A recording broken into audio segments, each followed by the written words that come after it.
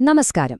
ഇന്ന് നമ്മൾ സംസാരിക്കാൻ പോകുന്നത് ഇന്ത്യൻ ചരിത്രത്തിലെ വളരെ നിർണായകമായ, എന്നാൽ പലപ്പോഴും വേണ്ടത്ര ശ്രദ്ധ കിട്ടാതെ പോയ ഒരു അധ്യായത്തെക്കുറിച്ചാണ്. സന്താൽ കലാപം. അതൊരു വലിയ ചെറുത്തുനിൽപ്പിന്റെ കഥയാണ്. നമുക്ക് ആ പോരാട്ടത്തിന്റെ കഥയിലേക്ക് കടക്കാം. നമുക്കൊരു ചോദ്യത്തിൽ നിന്ന് തന്നെ തുടങ്ങിയാലോ? നിരവധി ഗോത്രകലാപങ്ങൾക്ക് ഇന്ത്യ സാക്ഷ്യം വഹിച്ചിട്ടുണ്ട്, അല്ലേ? എന്നാൽ ബ്രിട്ടീഷ് സാമ്രാജ്യത്വത്തെ ശരിക്കും വിറപ്പിച്ച ഏറ്റവും വലിയ ഗോത്രവർഗ മുന്നേറ്റം ഏതായിരുന്നുവെന്ന് നിങ്ങൾ എപ്പോഴെങ്കിലും ചിന്തിച്ചിട്ടുണ്ടോ?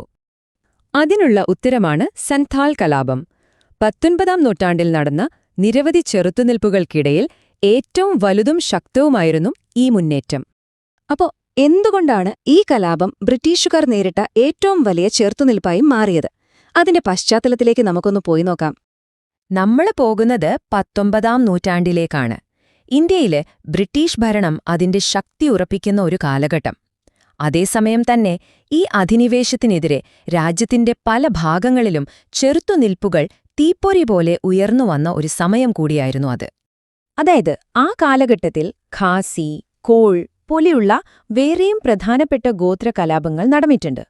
പക്ഷേ അവയുമായിട്ടൊക്കെ താരതമ്യം ചെയ്യുമ്പോൾ സന്താൽ കലാപത്തിന്റെ ഒരു വ്യാപ്തി, അതിന്റെ ഒരു ഇംപാക്ട് അത് വളരെ വലുതായിരുന്നു. അതുകൊണ്ട് തന്നെയാണ് ഇത് ബ്രിട്ടീഷുകാർക്ക് നേരിടേണ്ടി വന്ന ഏറ്റവും വലിയ ഏക ഗോത്രവർഗ പോരാട്ടമായി ചരിത്രത്തിൽ അടയാളപ്പെടുത്തപ്പെട്ടത്. അപ്പോ ആരായിരുന്നു ഈ സന്താളുകൾ? അവരുടെ ഭൂമിയുമായുള്ള ബന്ധം എന്തായിരുന്നു? അതാണ് നമ്മൾ അടുത്തതായിട്ട് നോക്കാൻ പോകുന്നത്. സന്താൾ ജനതയെ സംബന്ധിച്ചിടത്തോളം അവരുടെ ഭൂമി എന്ന് പറയുന്നത് വെറുമൊരു മണ്ണായിരുന്നില്ല കേട്ടോ. അവരുടെ സംസ്കാരത്തിന്റെ, അവരുടെ ജീവിതത്തിന്റെ തന്നെ ഒരു ആത്മാവായിരുന്നു ദമിൻ ഇ കോഹ് എന്ന് അവരതിനെ വിളിച്ച ആ പ്രദേശം. അപ്പോ സ്വന്തം മണ്ണിൽ ഇത്ര സമാധാനത്തോടെ ജീവിച്ചിരുന്ന ഒരു ജനതയ്ക്ക് എന്തിനായിരുന്നു പെട്ടെന്നൊരു ദിവസം ആയുധം കയ്യിലെടുക്കേണ്ടി വന്നത്? അതിന്റെ കാരണം ചൂഷണമായിരുന്നു. നിലനിൽപ്പിനു വേണ്ടിയുള്ള ഒരു പോരാട്ടം. ഈ ഒരു വാചകം തന്നെ അതിന്റെ കാരണം വളരെ വ്യക്തമായി നമുക്ക് പറഞ്ഞുതരും.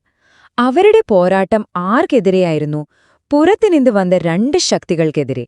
ഒന്ന് തദ്ദേശീയരായ ജന്മിമാർ, രണ്ട് ബ്രിട്ടീഷ് ഭരണകൂടം. അതായത് സംഭവിച്ചതിതാണ്. സന്താളുകളുടെ ഭൂമിയും അവരുടെ അധ്വാനവും ഒരുപോലെ ചൂഷണം ചെയ്യപ്പെട്ടു. ഒരു വശത്ത് സമീന്ദാർമാർ വന്ന് ഭീമമായ പലിശയ്ക്ക് പണം കൊടുക്കുന്നു, അവരെ കടക്കെണിയിലാക്കുന്നു. മറുവശത്ത് ഈ കടത്തിന്റെ പേരു പറഞ്ഞ് അവരുടെ ഭൂമി തട്ടിയെടുക്കാൻ ബ്രിട്ടീഷ് നിയമങ്ങൾ തന്നെ ഈ ജമീന്ദാർമാരെ സഹായിക്കുന്നു. ശരിക്കും പറഞ്ഞാൽ അവരുടെ ജീവിതം അതോടെ ദുസ്സഹമായി. സ്വന്തം മണ്ണിൽ നിന്ന് തന്നെ അവരെ അന്യരാക്കി മാറ്റുകയായിരുന്നു. ഓരോ പോരാട്ടത്തിനും ഒരു നേതൃത്വമുണ്ടാകുമല്ലോ, അല്ലേ? അപ്പോ ആരായിരുന്നു സന്താൽ കലാപത്തെ മുന്നോട്ട് നയിച്ചത്? നമുക്ക് നോക്കാം. ഏതൊരു മുന്നേറ്റത്തിനും ഒരു മുഖമുണ്ടാവും. സന്താൾ കലാപത്തിന്റെ മുഖമെന്ന് പറയുന്നത് സിന്ധു, കാനു എന്നീ സഹോദരന്മാരുടേതായിരുന്നു. അവരുടെ നേതൃത്വമാണ് ആയിരക്കണക്കിന് സന്താളുകളെ ഒരുമിപ്പിച്ചതും ആ പോരാട്ടത്തിനൊരു ഊർജം കൊടുത്തതും. ഈ വിവരങ്ങൾ നോക്കുമ്പോൾ തന്നെ നമുക്കവരുടെ പോരാട്ടത്തിന്റെ ഒരു സ്വഭാവം മനസ്സിലാകും. രാജ്മഹൽ കുന്നുകളിലായിരുന്നു പ്രധാനമായും ഈ കലാപം നടന്നത്. അവരുടെ കയ്യിലുണ്ടായിരുന്ന ആയുധം എന്തായിരുന്നു? അമ്പും വില്ലും. ഒന്നോർത്തു നോക്കൂ, ഒരു വലിയ സാമ്രാജ്യത്വത്തിന്റെ തോക്കുകൾക്കും പീരങ്കികൾക്കും മുന്നിലാണ് അവർ തങ്ങളെ പരമ്പരാഗത ആയുധങ്ങളുമായിട്ട് നെഞ്ചുവിരിച്ചു നിന്നത്. ഏതൊരു ചരിത്ര സംഭവത്തെയും പോലെ സന്താൾ കലാപത്തിനും അതിൻ്റെതായ ഒരു പൈതൃകമുണ്ട്, ഒരു ലെഗസി. ആ പോരാട്ടത്തിന്റെ ഓർമ്മകൾ ഇന്നും എങ്ങനെയാണ് നിലനിൽക്കുന്നത്? അന്ന് ആ പോരാട്ടം നടന്ന രാജ്മഹൽ കുന്നുകളിലെ ആ പ്രദേശം ഇന്ന് നമ്മൾ നോക്കുകയാണെങ്കിൽ ജാർഖണ്ഡിന്റെയും പശ്ചിമ ബംഗാളിന്റെയും ഭാഗമാണ്. പക്ഷേ അതിന്റെ പ്രാധാന്യം അവിടെ തീരുന്നില്ല കേട്ടോ. ഈ കലാപം ബ്രിട്ടീഷ് സർക്കാരിനെ ശരിക്കും പിടിച്ചുകുലുക്കി. അതിന്റെ ഫലമായിട്ടാണ് സന്താൽ പർഗന ടെനൻസി ആക്ട് പോലുള്ള നിയമങ്ങൾ വരുന്നത്.